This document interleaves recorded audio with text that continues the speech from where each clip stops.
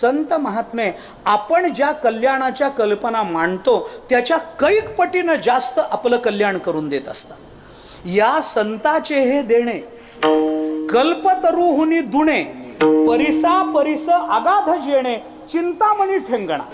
म्हणून ज्ञानोबारायांनी 18व्या अध्यायाच्या नमनामध्ये आपल्या सद्गुरूंना म्हटलं, जय जय देव श्री गुरो अकल्पनाख्य कल्पतरो स्वसंविद्रुम बीज प्ररोहणावनी। ही ज्ञानोबारायांची भाषा, अकल्पनाख्य कल्पतरो।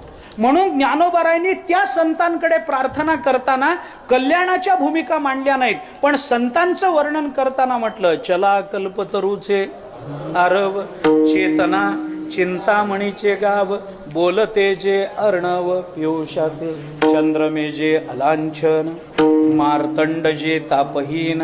एवढे गुण ज्यांच्यामध्ये आहेत ते आमचं कल्याण काय प्रापंचिक करतील का? कारण आम्ही जर व्याख्या केली तर आम्हाला फार कमी मिळतं, कारण व्याख्या करणारी आपली बुद्धी फार मर्यादित आहे। पण त्यांच्या बुद्धीवर व्याख्येचा अर्थ सोपवला, शब्दाचा अर्थ सोपवला तर आपल्याला प्राप्त होणारा लाभ आपल्या अपेक्षेपेक्षा कैक पटीनं जास्त मिळतो।